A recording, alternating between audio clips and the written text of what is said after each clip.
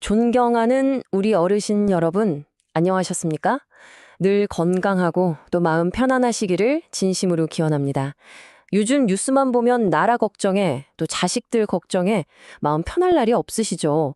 특히나 우리 어르신들께는 일자리 문제라던가 매달 받는 연금 문제가 가장 큰 관심사일 텐데요. 그래서 오늘은 바로 그 어르신들의 주머니 사정과 아주 깊은 관련이 있는 중요한 이야기를 좀 해보려고 합니다. 나라에서 하는 정책이 과연 내 살림살이에 도움이 되는 약이 될지 아니면 혹시라도 해가 되는 독이 될지 제가 오늘 속 시원하게 하나하나 알기 쉽게 풀어드리겠습니다. 맞습니다. 요즘 나라에서 무슨 새로운 정책을 내놓을 때마다 이게 도대체 나한테 좋은 건지, 혹시 나도 모르는 사이에 손해를 보는 건 아닌지 마음이 참 복잡하실 때가 많으셨을 거예요. 그래서 저희가 준비했습니다. 어르신들의 눈높이에 딱 맞춰서요. 다른 건 다 잊으셔도 좋으니 이것만은 꼭 아셔야 한다는 내용만 쏙쏙 뽑아서 가져왔습니다. 오늘 잠시만 귀를 기울여 주시면 앞으로 뉴스에서 나오는 좀 어렵다 싶은 경제 이야기도 아, 그게 바로 이 얘기였구나 하고 무릎을 탁 치시면서 이해하실 수 있도록 제가 옆에서 꼼꼼하게 도와드리겠습니다. 자, 그럼 이제 본격적으로 이야기를 시작해 볼까요? 첫 번째 장에서는요, 우리 모든 어르신들의 가장 큰 관심사이자 어쩌면 가장 큰 걱정거리일 수도 있는 바로 소득에 대해서 먼저 짚어보겠습니다. 뭐니 해도 노후에는 말이죠, 매달 꾸준하게 들어오는 안정적인 수입만큼 마음 든든하게 해주는 게 또 없지 않겠습니까? 그럼요. 평생을 자식들 먹이고 입히고 또 가르치느라 정말 쉴 틈 없이 일만 하고 지내셨는데 이제 좀 허리 펴고 편안하게 지내시려면 매달 꼬박꼬박 통장에 들어오는 돈이 있어야 마음이 놓이는 게 당연하죠. 그런데 혹시 나라에서 정하는 정책 하나가 우리 어르신들의 그 소중한 일자리와 연금을 크게 흔들 수도 있다는 사실 한번 생각해 보신 적 있으신가요? 오늘 우리가 아주 깊숙하게 파헤쳐 볼 주제가 바로 이 최저임금이라는 겁니다. 그럼 도대체 이 최저임금이라는 것이 과연 우리 어르신들에게는 어떤 얼굴을 하고 있을까요? 자, 두 번째 장의 질문처럼 말입니다. 과연 이것이 어르신들 살림에 보탬이 되는 아주 고마운 약일까요? 아니면 도리어 해가 되는 쓴 독일까요? 언뜻 보면 참 간단한 질문 같지만요. 그 속을 저와 함께 차근차근 들여다보면 생각보다 훨씬 더 복잡하고 중요한 이야기가 숨어 있습니다. 먼저 최저임금이 뭔지부터 제가 아주 간단하게 짚고 넘어가겠습니다. 어려운 말이 전혀 아닙니다. 나라에서 아무리 적게 주더라도 1시간 일하는 사람에게는 최소한 이 금액보다는 더 줘야 합니다 하고 법으로 딱 정해놓은 돈입니다. 정부는 보통 형편이 어려운 근로자들의 생활에 조금이라도 보탬이 되게 하려고 이 최저임금을 매년 올리려고 노력하고 있습니다. 시작하는 뜻 자체는 참 좋죠. 자, 그럼 최저임금을 올리면 어떤 일이 생길까요? 여기 화면에 보이는 것처럼 딱 동전의 양면과 같습니다. 왼쪽을 한번 보실까요? 희망이 보입니다. 시간당 받는 돈이 늘어나니까 똑같은 시간을 일하더라도 주머니가 전보다 더 두둑해질 거라는 아주 기분 좋은 기대가 생기죠. 하지만 오른쪽을 보면 또 걱정이 생깁니다. 식당이나 가게를 운영하는 사장님들 입장에서는 직원들 월급, 즉 인건비 부담이 커지니까요.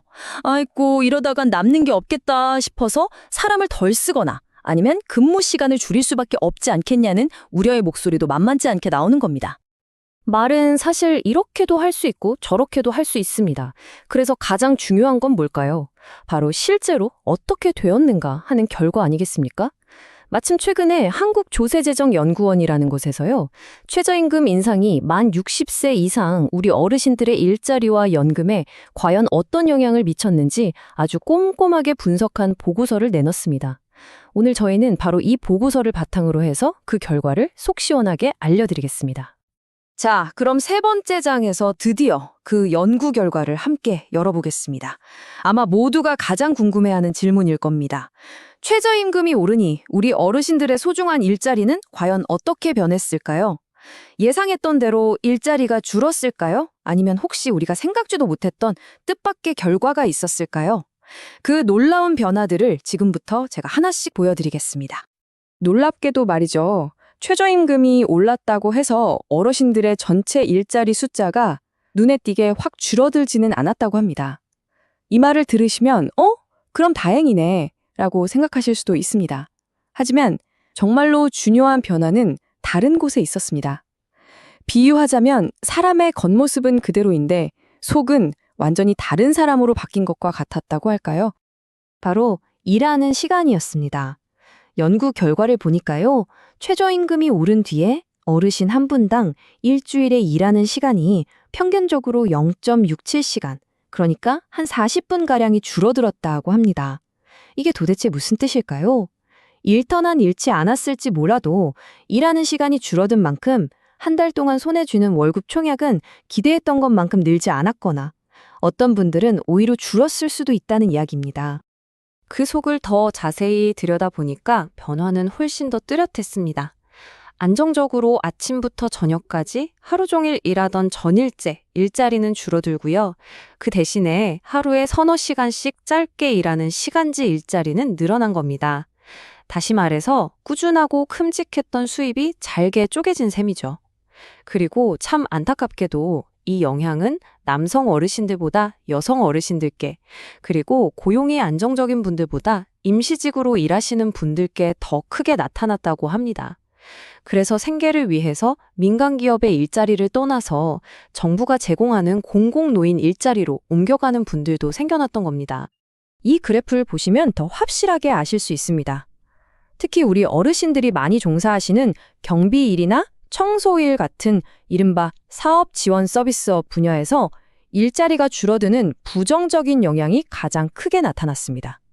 아무래도 건물주나 사장님들이 오른 인건비 부담 때문에 경비원이나 청소원 수를 줄이거나 아니면 근무 시간을 조정한 결과로 보입니다. 자, 지금까지는 일자리가 어떻게 변했는지에 대해 알아봤습니다. 그럼 이제 우리 어르신들이 가장 궁금해하실 두 번째 질문으로 넘어가 보겠습니다. 바로 일자리가 이렇게 불안정해지면 내가 받는 연금에는 과연 어떤 영향이 있을까 하는 점입니다. 연금은 우리 노후의 마지막 보루나 마찬가지니까요. 연금 이야기를 하려면요, 먼저 조기노령연금이라는 걸 잠깐 알아두시면 좋습니다. 이건 뭐냐면 내가 나중에 받을 국민연금을 원래 정해진 나이보다 최대 5년 먼저 앞당겨서 받는 제도입니다. 물론 세상에 공짜는 없겠죠? 일찍 받는 대신에 평생 받는 연금액이 조금 줄어드는 조건이 있습니다. 그래도 당장 생활이 어려울 때는 아주 유용하게 쓸 수 있는 제도입니다.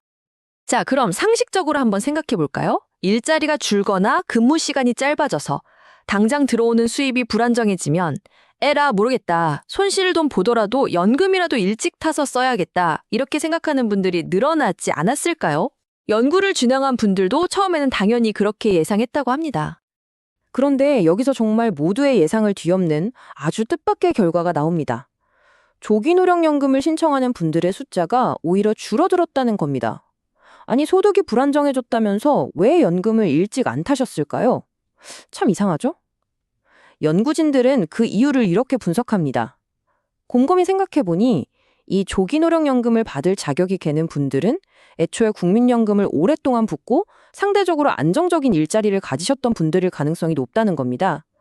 그런데 이런 분들 중 일부는 최저임금이 올라서 오히려 월급이 오르는 혜택을 본 거죠.